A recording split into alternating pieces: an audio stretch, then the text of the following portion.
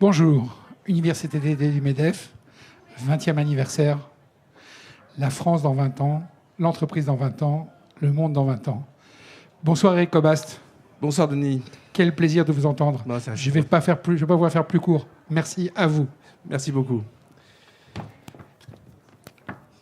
Alors il y a certains succès de cinéma, surtout lorsqu'ils sont inattendus, qui sont révélateurs d'une tendance lourde dans l'évolution de la société qu'on n'a pas forcément toujours perçue. Par exemple, vous vous souvenez, en 2004, Les choristes, ce film qui nous révèle que finalement la France est remplie de petits chanteurs, de chorales, de choristes. L'INSEE à l'époque en répertoriait à peu près 1,5 million. Aujourd'hui, on serait à 3 millions. Eh bien voilà, donc nous découvrons que les Français aiment chanter. Ils aiment chanter ensemble. Ils aiment chanter à l'unisson. Ils aiment mêler leurs voix, peut-être dans la nostalgie d'une communauté ou d'une communion perdue. Eh bien, en 2017, il me semble que nous avons connu finalement un événement à peu près similaire et révélateur d'une évolution qui me paraît intéressante de saisir pour se projeter, donc, comme vient de le dire Denis, dans 20 ans, la société française dans 20 ans. Pourquoi dans 20 ans ? Parce que cette année, 2017-2018, à l'occasion, par exemple, du documentaire de France 2 à voix haute, de la force de la parole, ou bien du brio d'Yvan Attal, on a pris conscience, parce que ceux qui n'étaient pas directement concernés ne pouvaient pas le savoir, on a pris conscience que les étudiants français aimaient à se mesurer dans des concours d'éloquence. Et on a découvert que des concours d'éloquence, il n'y en avait pas simplement dans le monde de l'avocature. On connaît évidemment la conférence Berrier du barreau de Paris, mais qu'au-delà du droit, eh bien, les écoles de commerce, ici par exemple HEC, et la conférence, il y a une conférence très importante chaque année avec un concours d'éloquence extrêmement suivi. Il y a aussi le prix Mirabeau pour les IEP. Bref, quasiment toutes les grandes écoles, les écoles d'ingénieurs, les écoles de commerce ont aujourd'hui leur concours d'éloquence, avec effectivement la formation qui va bien autour de ces concours d'éloquence. Donc un engouement nouveau pour l'éloquence. L'éloquence, c'est un ancien terme dont on ne sait pas forcément exactement ce qu'il recouvre. On peut parler d'art oratoire, de rhétorique. Mais voilà, en tout cas, ça sonne antique. Et il semble intéressant de voir qu'il y a ici un retour de l'antique. Et pourquoi ce retour de l'antique ? Alors, est-ce que ça suffirait pour se projeter dans 20 ans, et en particulier à l'échelle de la société française ? Là, on parle des étudiants des grandes écoles. Et effectivement, le sujet, l'exercice, c'est de penser la société dans 20 ans. Eh bien, il y a eu, au mois de février 2018, l'annonce d'une mesure importante qui fait que peut-être que notre société va changer grâce, à cause de, comment dire, donc l'art oratoire et la rhétorique. Et cette mesure, eh bien, c'est l'annonce par le ministre de l'Éducation nationale d'un bac renouvelé qui va imposer à tous les Français, c'est-à-dire effectivement à plus de 600 000 jeunes chaque année, qui va imposer à tous les Français un grand oral. Un grand oral qui viendra conclure justement l'ensemble des épreuves du baccalauréat.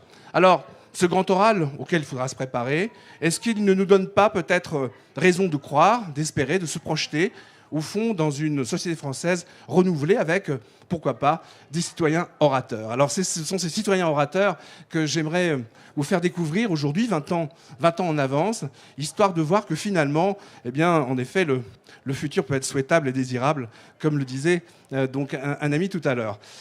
Alors, pour savoir évidemment quels sont ces futurs citoyens orateurs, il faut bien revenir à ce que l'art oratoire révèle comme disposition. Et on le sait depuis longtemps, depuis Aristote, apprendre à prendre la parole, à bien parler, c'est quelque chose qui suppose au moins 5 dispositions. Il y a au moins 5 qualités à développer et à travailler. Et ces 5 qualités, finalement, sont peut-être autant de réponses à une pseudo-crise de l'éducation aujourd'hui ou une sorte de malaise dans les formations de nos étudiants. La première de ces dispositions, bien sûr, c'est la qualité d'invention.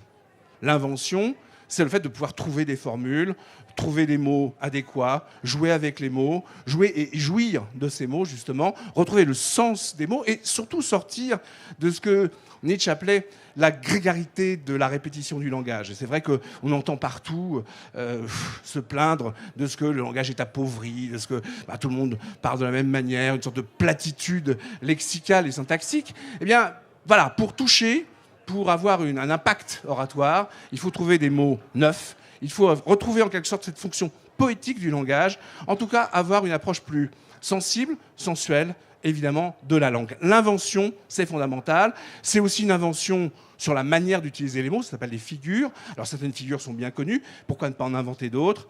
Et donc par conséquent, finalement réinvestir le lexique et la syntaxe de cette créativité qui, semble-t-il, en tout cas dit-on aujourd'hui, fait défaut à nos étudiants. L'invention, mais pas seulement. Il faut aussi avoir le sens de la composition. Alors là, je vais être rapide parce que ça va de soi. La composition, c'est simplement dire que les choses s'expriment dans un certain ordre et qu'il n'y a pas de confusion dans l'expression.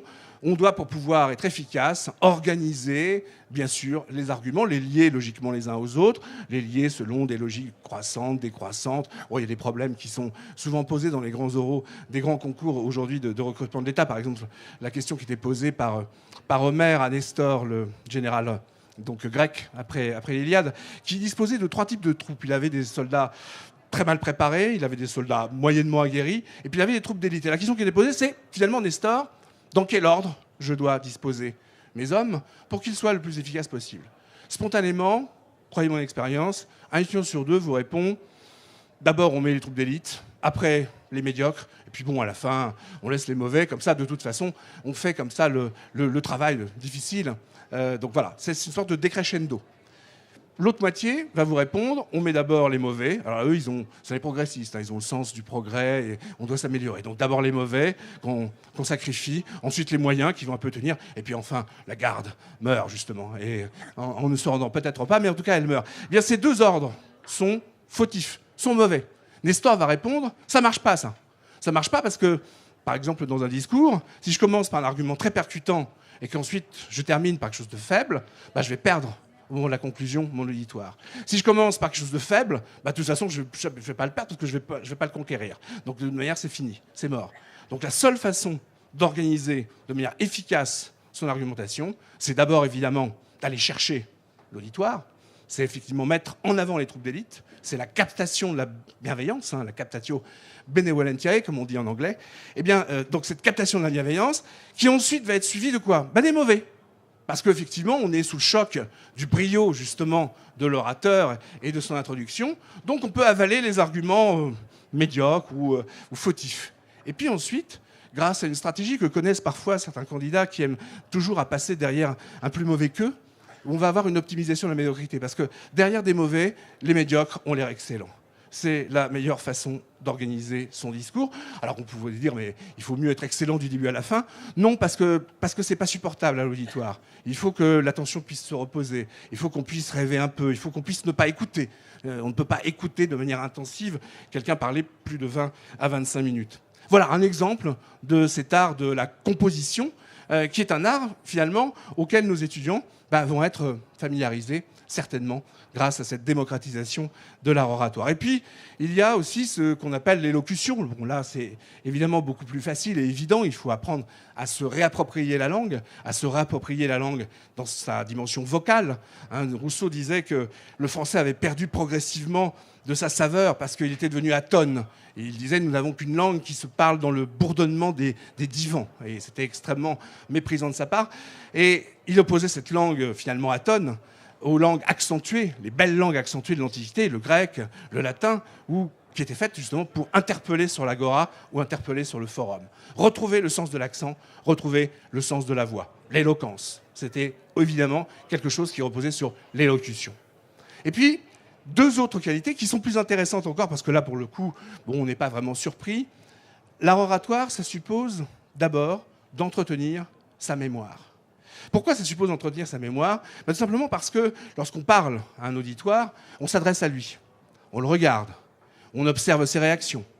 Et pour pouvoir le regarder, s'adresser à lui, alors ça vaut pour un auditoire composé effectivement donc de nombreuses personnes qui assistent à la conférence ou au débat. Ça vaut aussi pour un concours où on a simplement un examinateur en face.